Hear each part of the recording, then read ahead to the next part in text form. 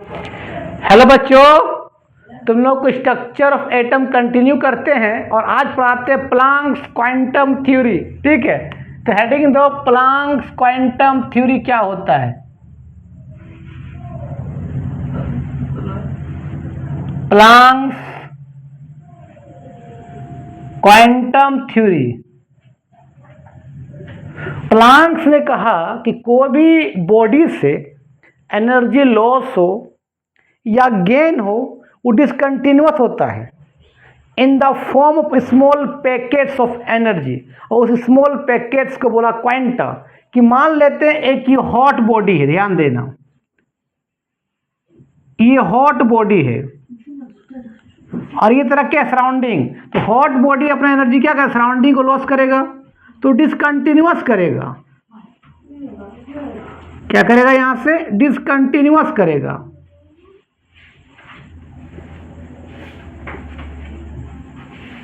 इसको बोलते हैं डिसकंटिन्यूअस। अगर ऐसा करता तो इसको बोलते हैं कंटिन्यूअस। लेकिन यहाँ क्या है, डिसकंटिन्यूअस, मतलब बीच में क्या है, हल्का फुल्का गैप है।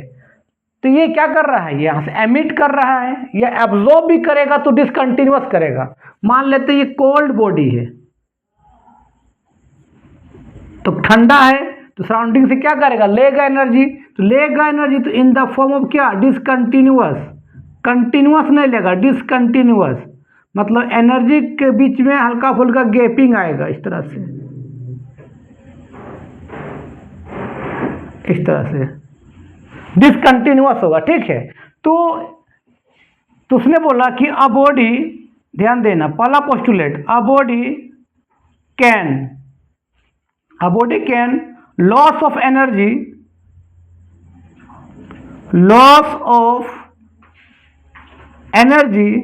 और क्या, gain of energy discontinuous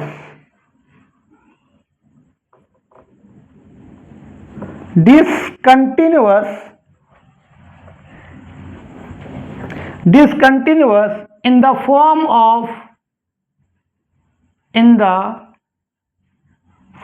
of small packets of energy,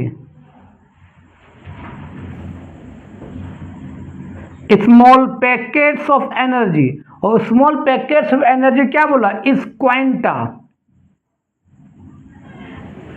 इस तरह से ये थोड़ा सा क्या, ये वाला क्या है, स्मॉल पैकेट्स ऑफ एनर्जी है, छोटा इसको, इसका नाम क्या दिया, स्मॉल पैकेट्स ऑफ एनर्जी। और इसी स्मॉल पैकेट्स ऑफ एनर्जी क्या बोला, क्वांटा। और लाइट के केस में उसको बोलते हैं फोटोन, मतलब क्वांटा ही क्या है, फोटोन है लाइट के केस में। जब लाइट एनर्जी क्या करता है, लॉस करता है या गेन करता है तो वहाँ क्या बोलते हैं, फोटोन बोलते हैं।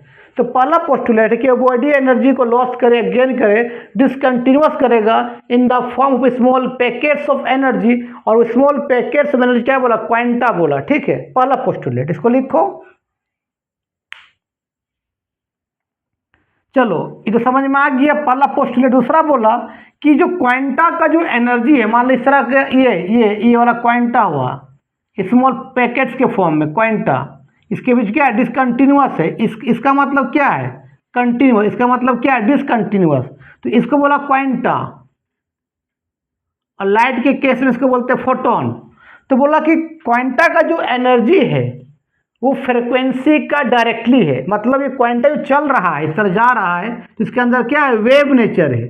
फ्रीक्वेंसी आना मतलब क्या, उसमें क्या ये बताओ, वेव नेचर, पार्टिकल नेचर नहीं है। तो बोला कि दूसरा बोला कि energy of quanta directly proportional to क्या, फ्रीक्वेंसी है। जितना ज़्यादा एनर्जी होगा उतना उस क्वांटा का क्या होगा, फ्रीक्वेंसी होगा। ठीक है, मतलब एनर्जी और डायरेक्टली को जब हटाया तो उसने लगाया एच का मतलब प्लांक्स कांस्टेंट, अपना नाम दिया प्लांक्स कांस्टेंट।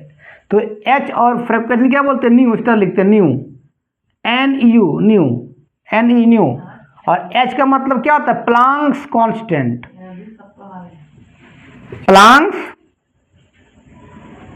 Planck's constant. और जिसका वैल्यू उसने फाइंड आउट किया H equal to 6.626 into 10⁻⁻34 joule second. और न्यू का जो फार्मूला होता है वो होता है C बाय लेमडा। C का मतलब velocity of light, velocity of क्या, लाइट, और लेमडा का मतलब तुमको मालूम है वेवलेंथ होता है।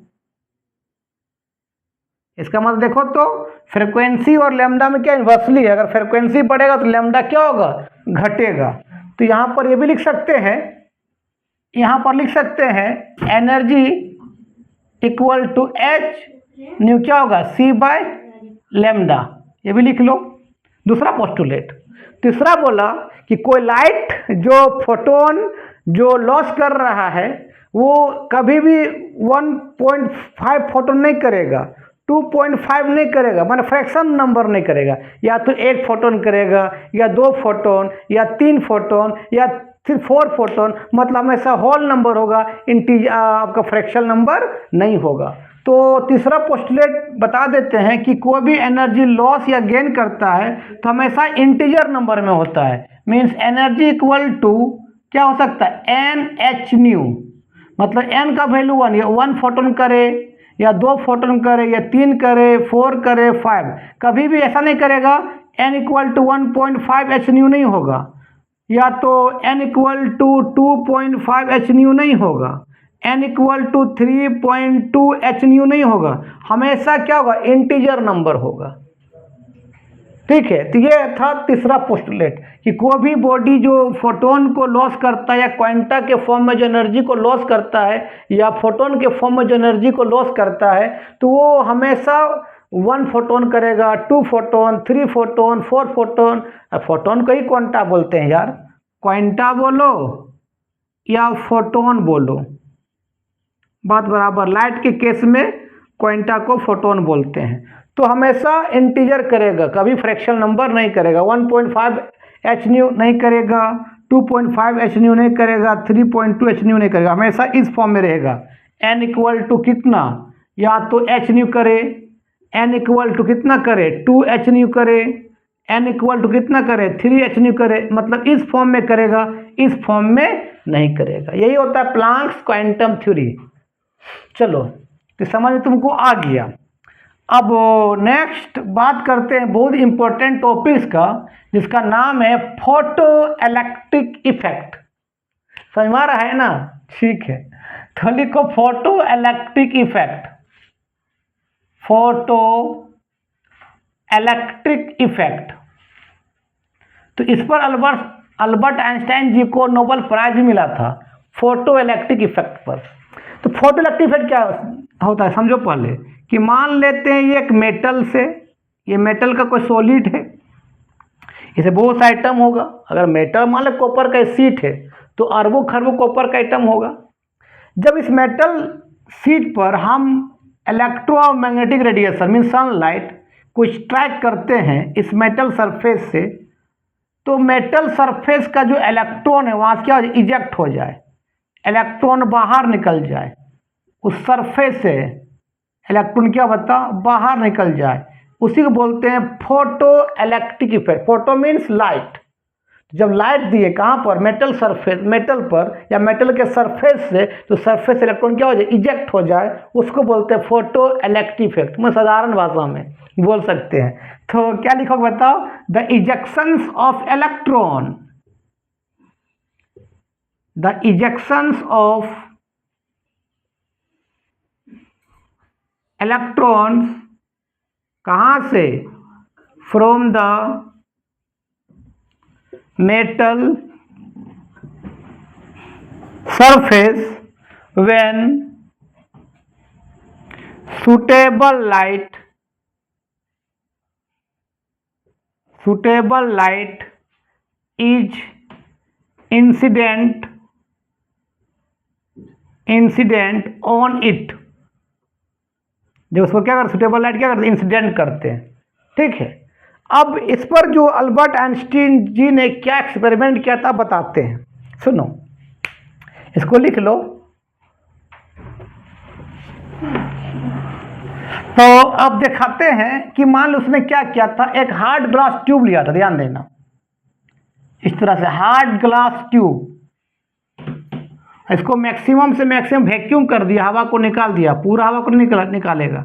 अगर पूरा तुम हवा निकाल देगा तो करंट कंडक्ट नहीं करेगा ना, मतलब 90% वैक्यूम कर सकते हैं। तो 90% यहाँ से क्या करें, हवा को निकाल दिया, वैक्यूम कर दिया, ठीक है। और यहाँ पर उसने एक मेटल लिया था, सीजियम का मेटल, ये सीजियम मेटल है, इसका सिंबल क्या होता है, CS, सीजियम। और इधर एक रखा डिडक्टर, जो इलेक्ट्रॉन को डिडक्ट करे, डिडक्टर है ये, डिडक्टर है, ठीक है। और दोनों मान ले ये एनोड है, वो कैथोड है, ये आपका नेगेटिव टर्मिनल, आपका ये क्या बता, पॉजिटिव टर्मिनल, ठीक है।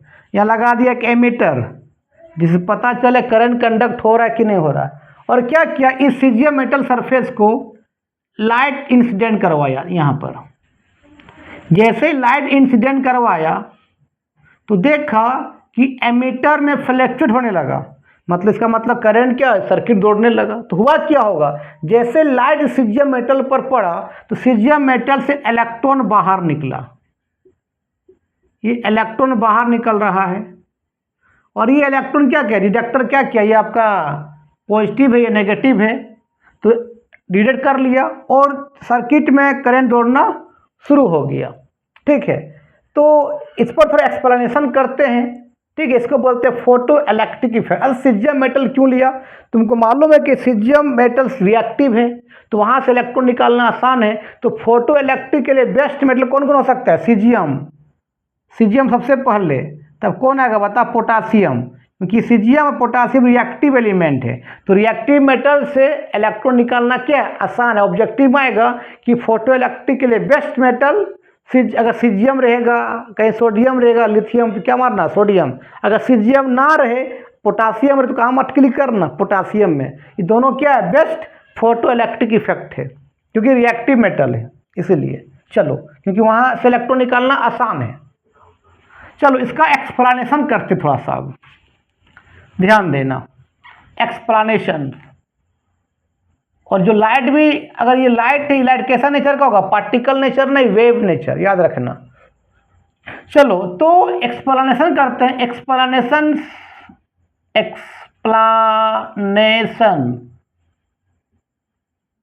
ऑफ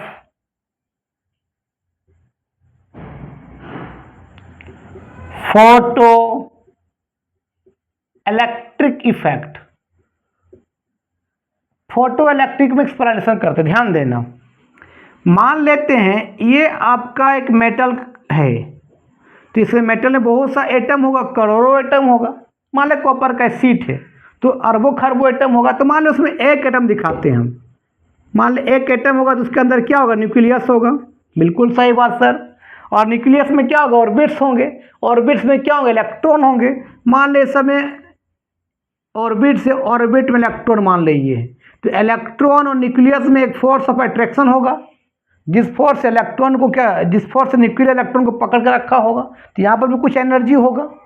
और तुमको अभी बताएं कि एनर्जी बढ़ने से फ्रिक्वेंसी बढ़ता है, तो जहाँ एनर्जी बढ़ेगा वहाँ फ्रिक्वेंसी बढ़ेगा। अब हम क्या करते हैं, इस मेटल पर हम लाइट इंसिडेंट करवाते हैं, ध्यान देना।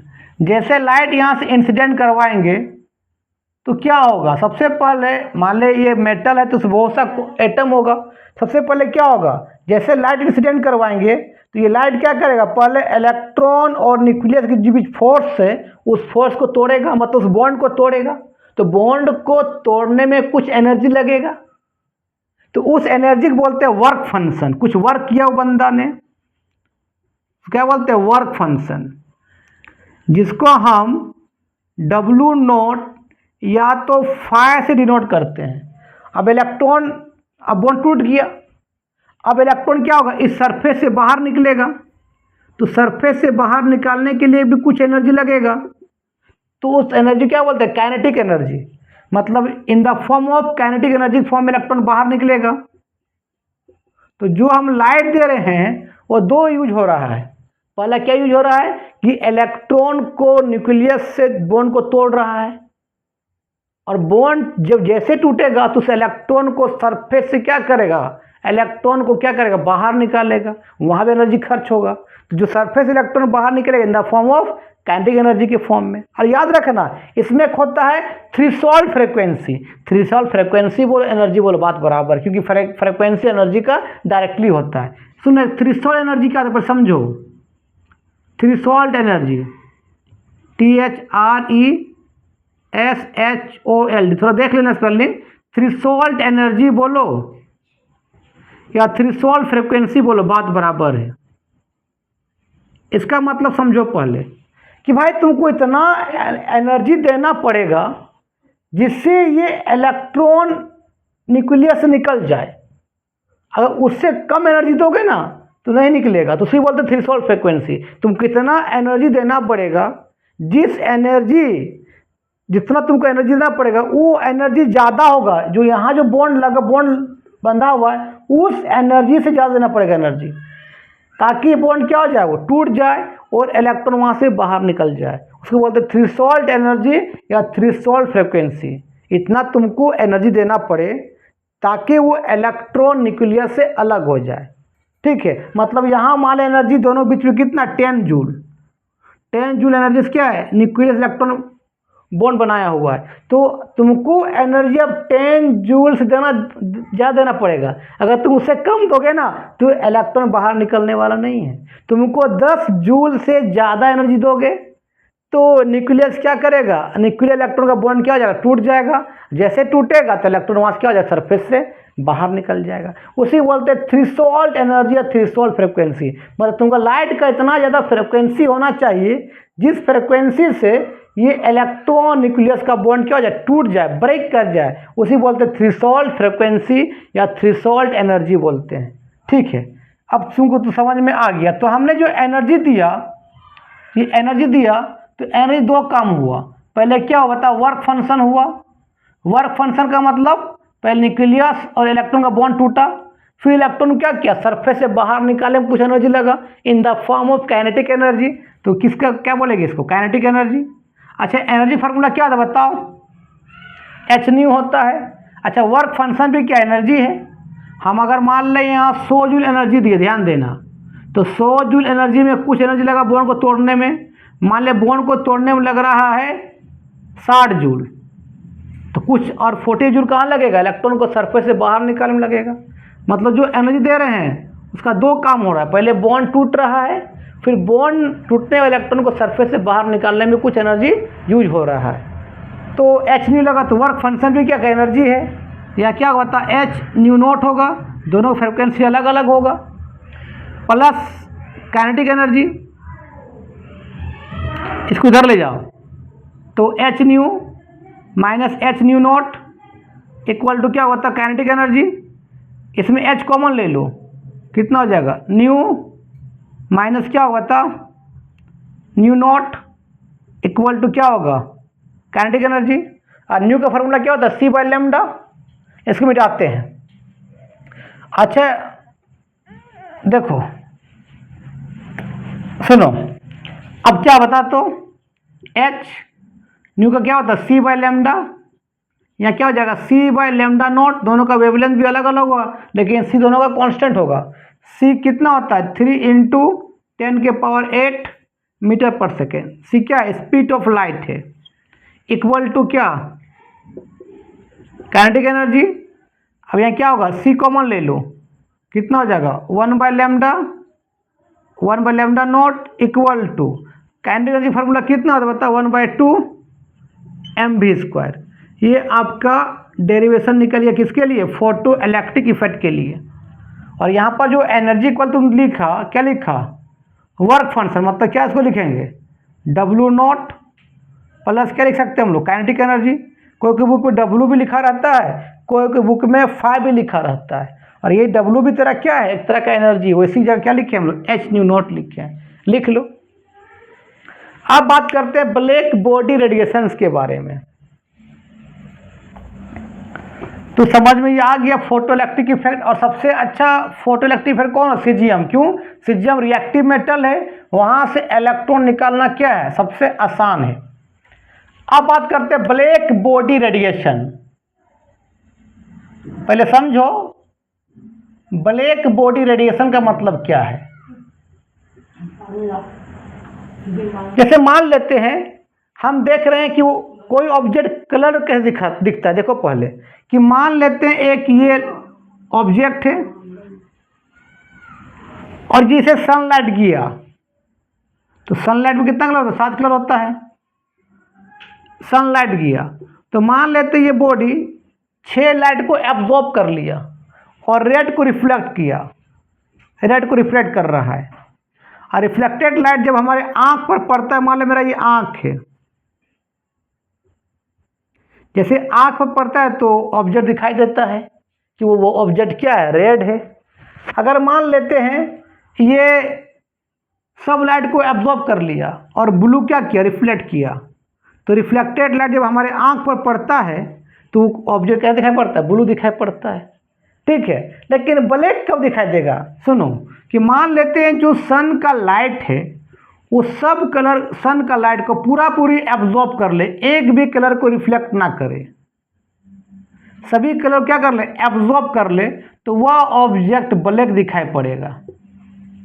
लेकिन कोई भी बॉडी 100% लाइट को एब्जॉर्ब भी नहीं कर सकता है और कोई भी बॉडी 100% लाइट को रिफ्लेक्ट भी नहीं कर सकता है। ठीक है, तो मान ले 99% लाइट को एब्जॉर्ब कर लिया तो ये बॉडी कैसे दिखाई देगा, ब्लैक।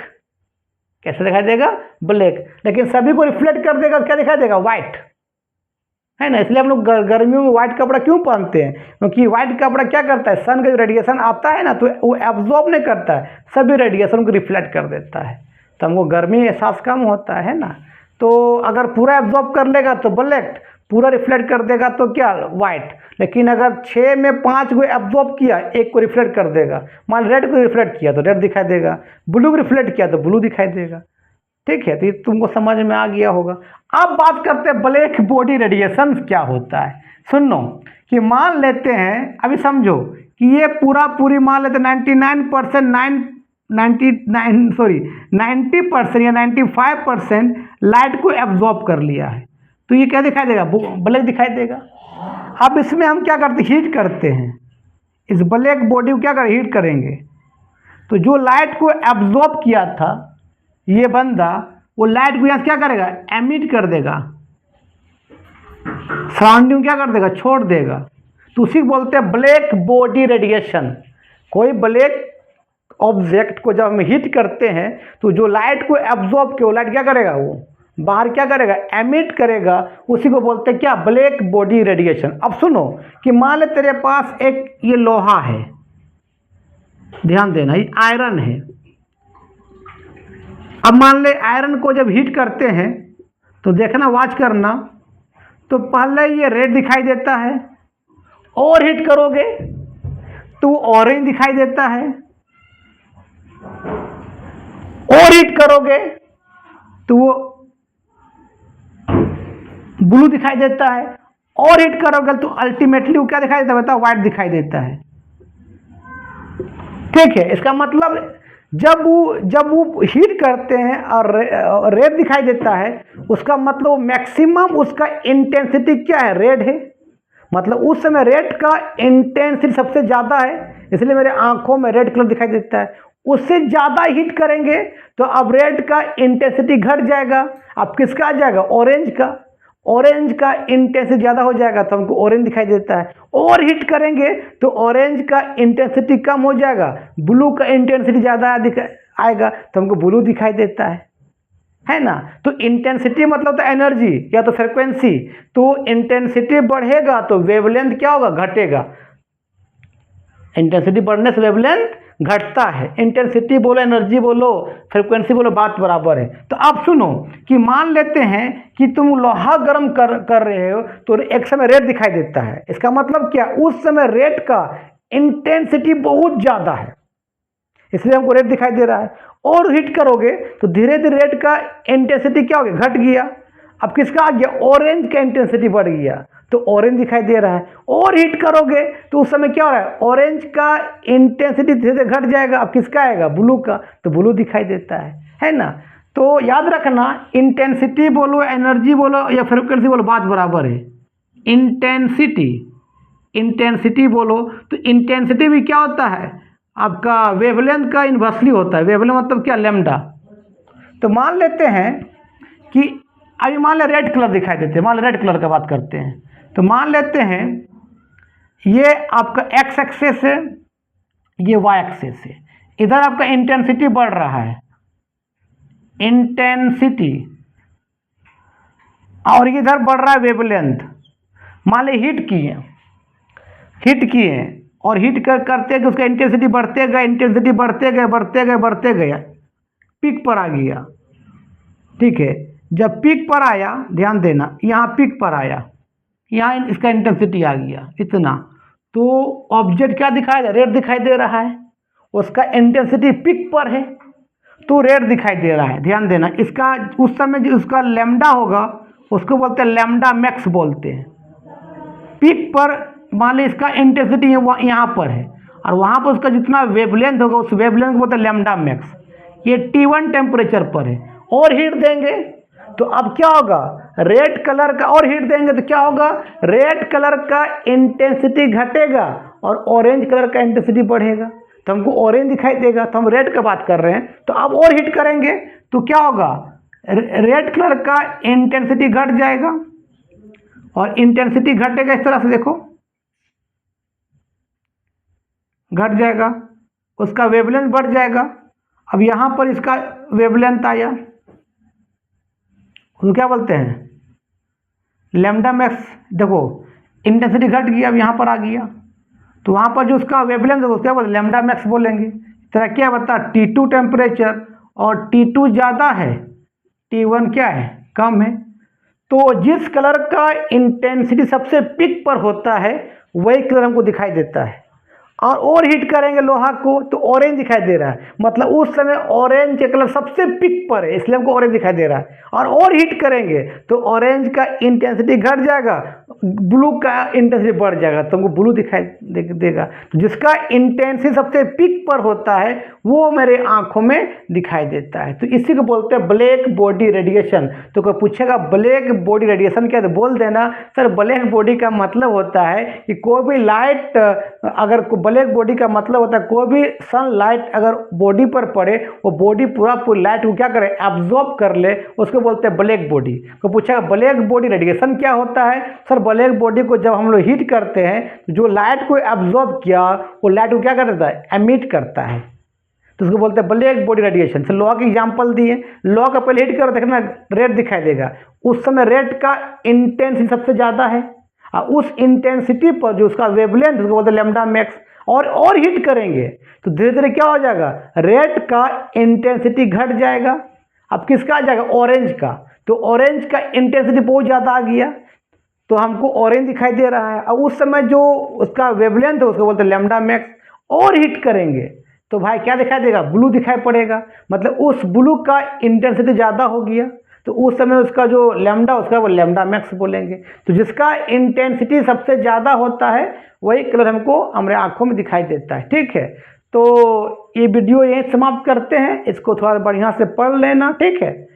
और अल्टीमेटली तुम लोहा गर्म करते जो कैसे दिखाई देगा, वाइट दिखाई देता है, इसका मतलब जितना कलर को लिया तो सबको क्या कर दिया, वो एब्जॉर्ब रिफ्लेक्ट कर दिया। इसलिए धीरे धीरे लोहा रेड से ऑरेंज, ऑरेंज से ब्लू से धीरे धीरे क्या वाइट, क्यों, जितना कलर को एब्जॉर्ब किया सब क्या कर दिया, रिफ्लेक्ट कर दिया। तो इसको थोड़ा सा बढ़िया से पढ़ लेना, तब तक के लिए बाय बाय।